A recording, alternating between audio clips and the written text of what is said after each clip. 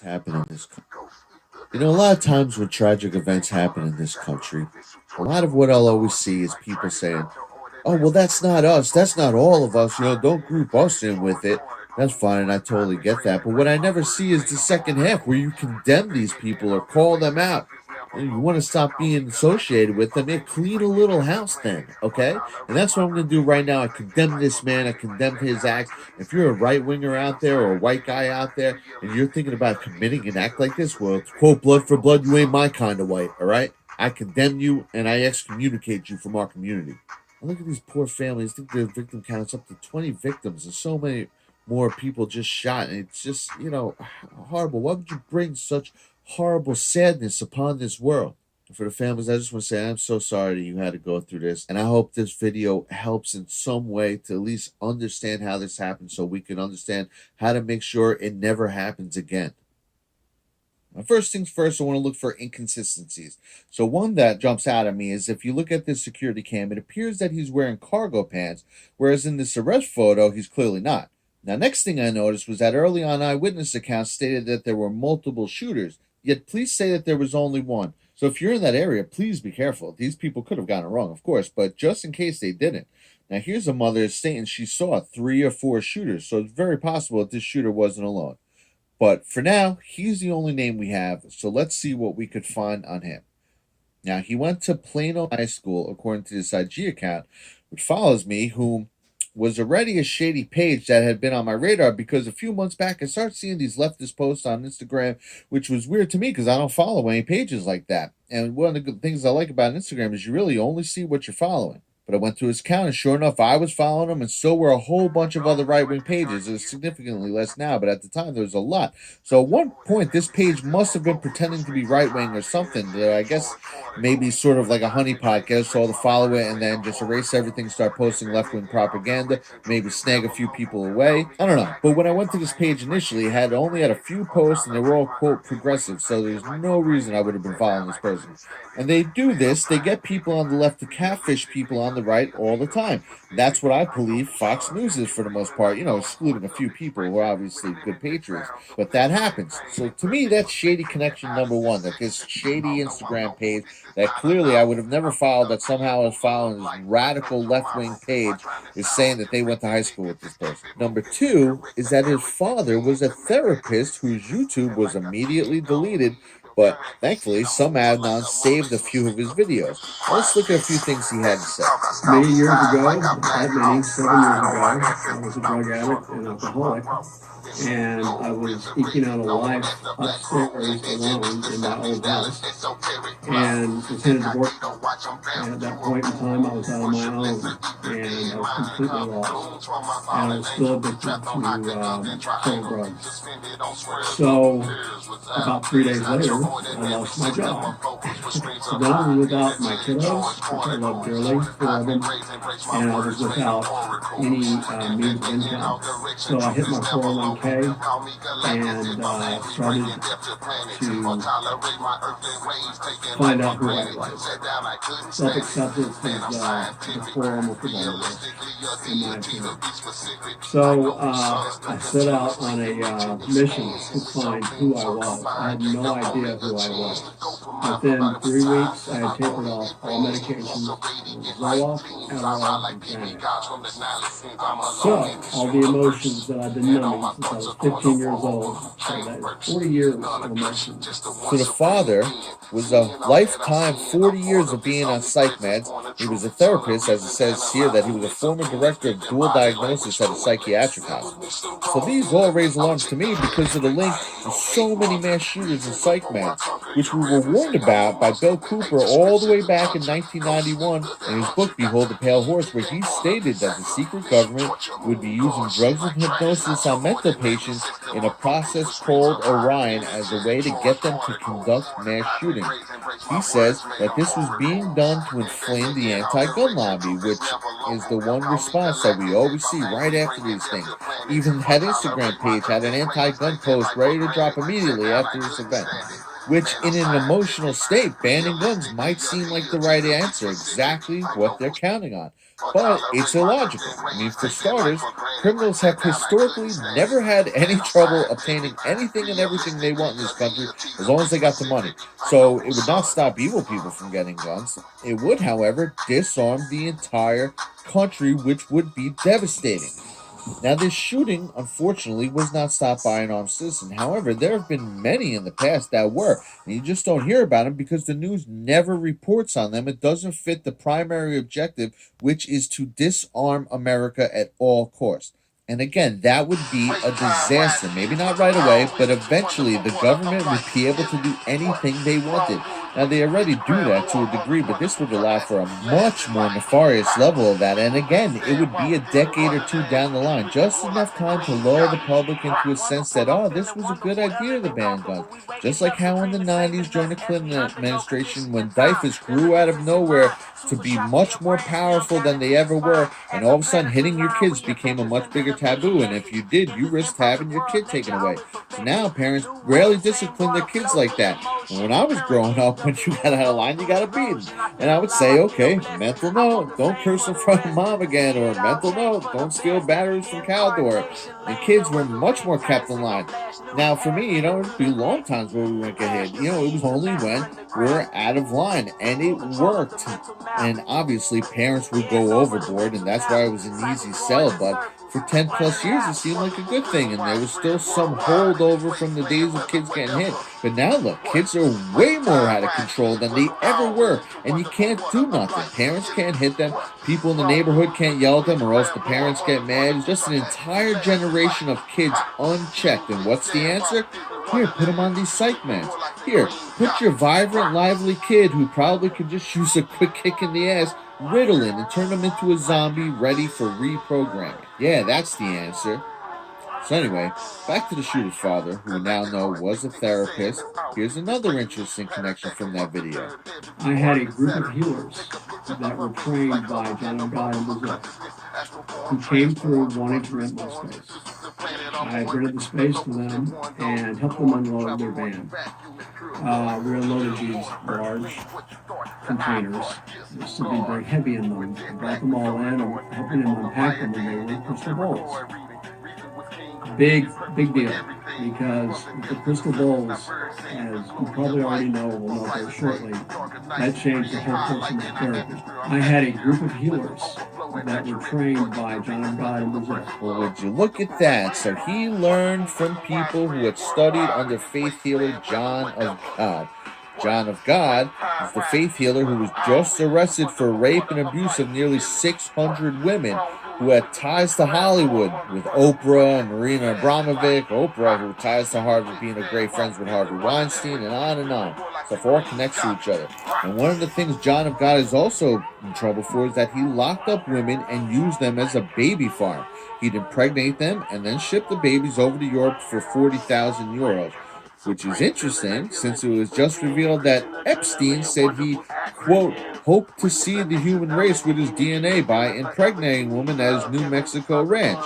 Now, was this simply just a way of him explaining a similar situation? So anyway, here's a guy whose father has a connection to the same dark world that keeps coming up over and over, who had a lifetime of using psych meds, so he understood those. Who was a therapist, so he understood the human mind. Now listen to the way he talks about children blindly downloading ideas, as he's breaking down basically child programming in an almost mechanical system.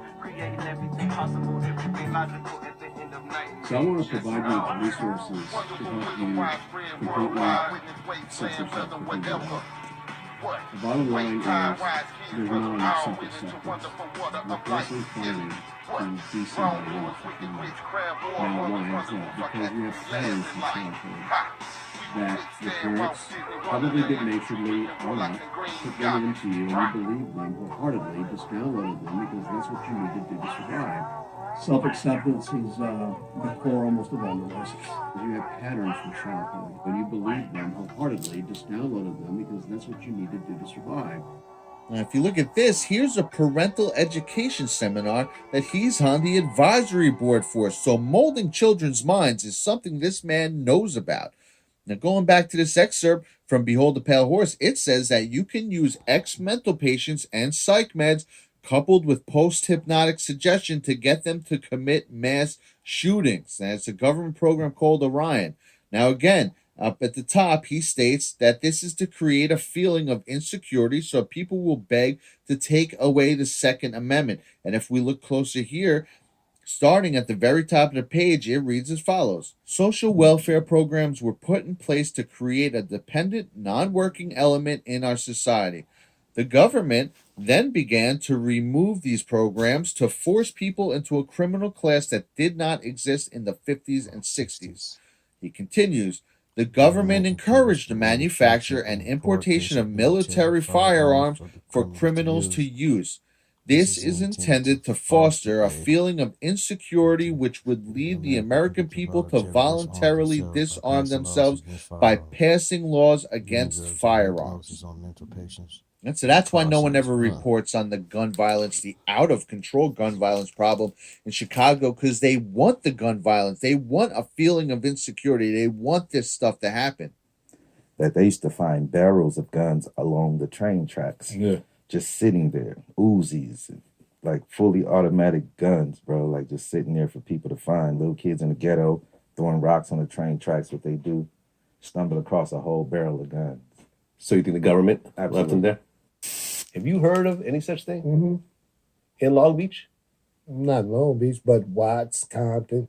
Yeah, they bring the train out there just full of guns, you know, And and, just have and at it? people just hit the train, and you know, next thing you know, you'll hear some hood somewhere, you know, selling, you know, new nines for 300. You know what I'm saying? Or they got AKs over here for 700, and you know, just like yeah, it was always mysterious crates of weapons popping up throughout the ghetto. He said when I got there, I seen like a little cardboard box with a triangle on it.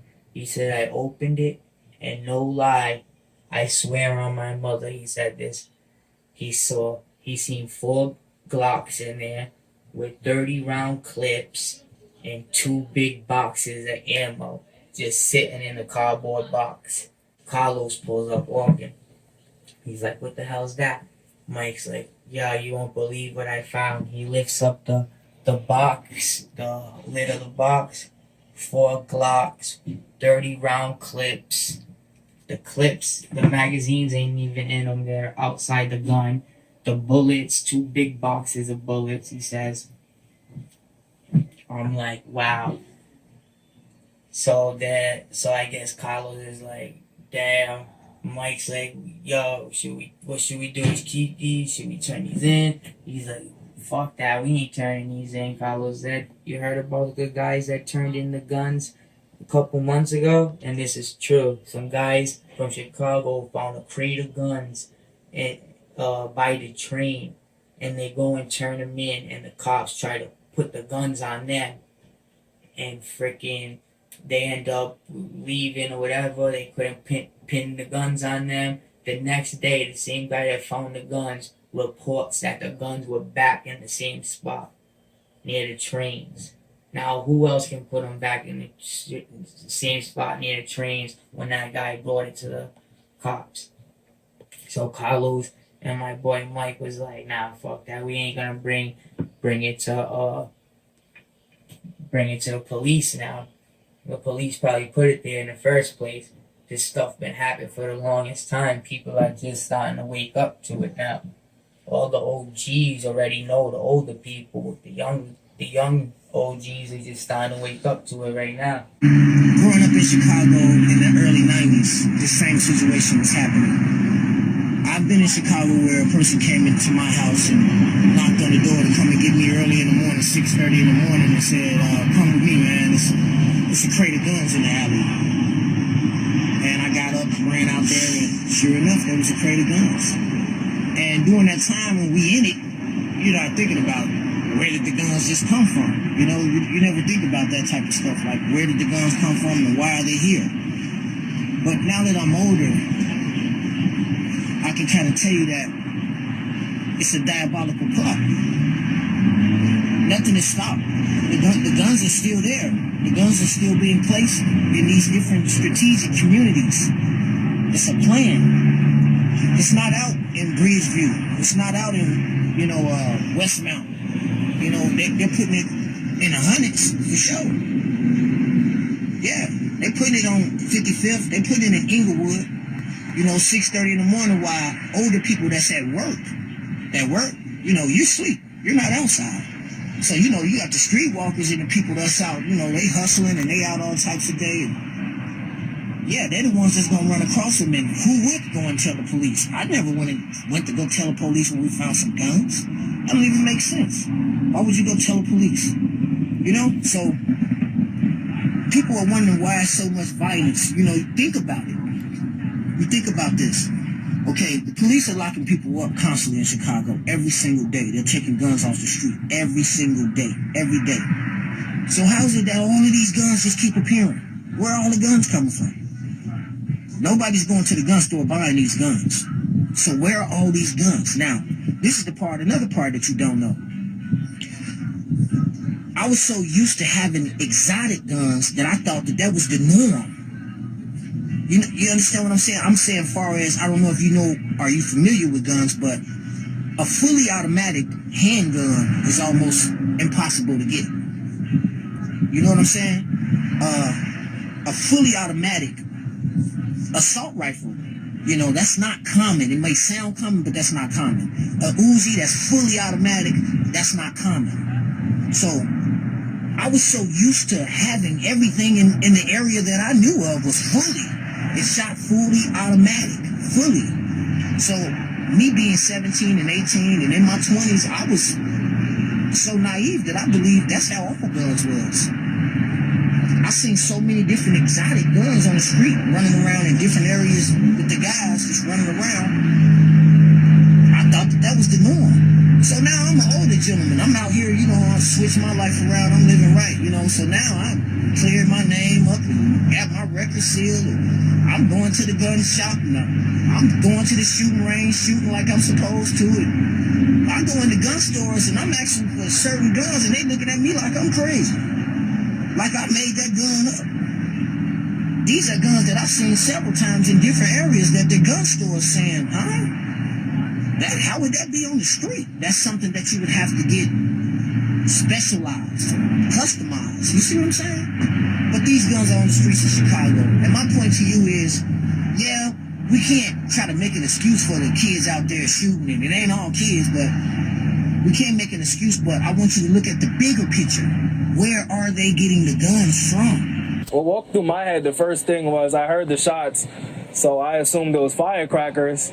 Then I noticed there was no pattern, so I assumed it was a handgun, maybe an adolescent that was just shooting off rounds of a handgun. Then I heard a burst of 60 rounds, and I knew it was assault rifle or automatic weapon. Now I want to look at a connection pertaining to the father's former place of employment as director of dual diagnosis at Timberlawn Mental Health System. It seems that back in 2007, Dr. Ross, who worked with trauma-based psychopathology out of Timberlawn, had given a speech about CIA mind control experiments. And these experiments are known to us as MKUltra, and it's trauma-based and said to include lots of screaming and traumatic videos mixed with pleasant videos such as Alice in Wonderland, etc. And I believe the theory is that your senses get heightened when danger is perceived. So by putting shrieks of horror into these videos, it triggers this innate sense, and your brain automatically starts storing as much information as possible. It may be imperative to your survival as the situation progresses. So while in that state is when these MKUltra videos will plant suggestions into your mind. Well, that's part of the theory, as I understand it anyway, and how this MKUltra works, which I think works on a broader scale when pertaining to these events as well. Like, seeing these things unfold is highly traumatic, so watching it puts us into a heightened state where our brains are storing as much information as possible as a way to prevent this in the future. And that's exactly when we're bombarded with anti-gun legislation on every news and every media outlet across the world. This is why this works, because we're not in logical thinking mode. We're in survival, taking as much information as possible mode. Because logically speaking, simply banning guns would not curtail mass murders. Murder's already legal. Banning guns is simply a blanket that solves nothing. More people die every year from automobile accidents. Should we ban all cars? And also, gun violence occurs at a much higher rate in cities where guns are banned. So, statistically speaking, banning guns would make this more likely, not less. So something stinks about all this. And look, and the Sun posted this manifesto with all these, anti-Republican talking points. This guy is the poster child for everything they want to say to slander us. And he posted it on 8chan, which is where Q posts. So, here'll be the cries. Oh, guys, we got to get rid of 8chan. Oh, look what he did here. There's something, it just seems like too many coincidences. But now let's look at the Sun's Twitter, which has been deleted. But there are some screen grabs that claim that he was pro-Trump and pro-gun, although without the page being up, it's hard to tell if these posts were being ironic or not. But his father's Twitter is still up, albeit with all his tweets erased. But what I can gather from this is that he was not a Trump supporter, being that he's following the Huffington Post, amongst others, and also on this short list of followers, he's following Oprah Winfrey, who, like himself, is linked to John of God, amongst others. And we can see here that the father was also a white apologist, being that he followed Marianne Williamson, who has led prayers apologizing for being white. Now let's listen to the quick clip here of one of them. I'm going to ask the white Americans in the room to please repeat after me. With this prayer, I acknowledge the depth of the evils that have been perpetrated against Black people in America.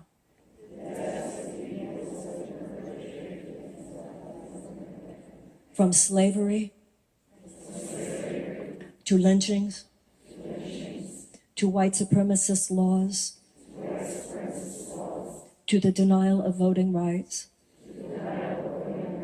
to all the ways, both large and small, all of them evil, all of them wrong, for all the oppression and all of the injustices. I apologize. Please forgive us. Now, I don't need to go into why it's ridiculous to try and behold people simply because they have a similar shade of skin to things that happened not even this century, not last century, but a century before that, when literally none of our ancestors had anything to do with it. If anything, the only people we're related to are the people who rose up to end it. But she knows that. You think she doesn't know what she's doing right now? These poor people don't know what she's doing right now. This serves two purposes. G. Edward Griffin warned everyone about this back in 1968 with his breakdown on how this country will be taken over by communism under the name of socialism. And two of the main things he warned about was that they were going to enrage the minority communities to create civil unrest, and that on the other hand, on a bigger scale, that they were going to brainwash a large part of the full population into a proletarian revolution. And that's why what she's doing here serves two purposes. When they keep making you look back, they don't want you to look forward. That's why they bring up things like slavery, and it enrages you and causes civil unrest to people whose ancestors were involved in that. And on the other side of the coin are the people in this service who are given a guilt trip, who are being diminished, who are given a complex. And what's the purpose? Is for people to willingly walk behind the Iron Curtain. There's not more freedom with socialism. Socialism means control of people. That's a whole nother story. I want to look at what's actually going on here. Now, see that soft, soothing voice as she's repeating these things and how she's having them repeat it back as cadences. This is textbook programming. This is a form of mind control or molding people's brains. Something that we've now seen here that the shooter's father clearly knows more than a little about. Where we go one, we go all.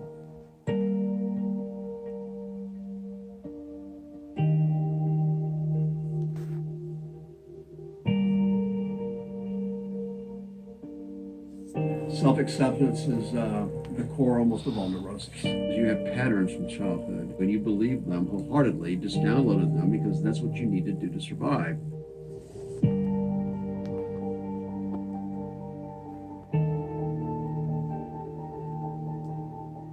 I had a group of healers that were trained by John of God in Brazil.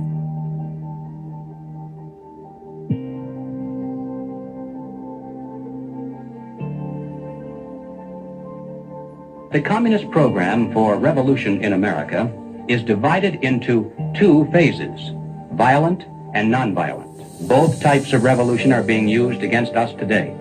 Both are enhanced by the presence of the other, and both lead to exactly the same destination. Here is a book that I think ought to be in every home library.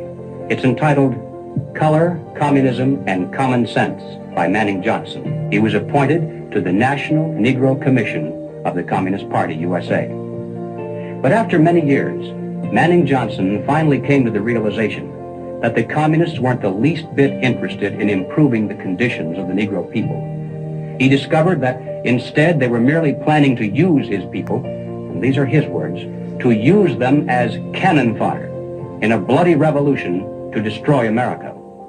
And when he woke up to this, he dropped out of the party and devoted the rest of his life trying to alert his fellow citizens of all races to the true nature of the Communist Party as he knew it to be from the inside. The Communist Blueprint calls also for white retaliation and violence in the black communities. It's a very important objective for the Communist Party.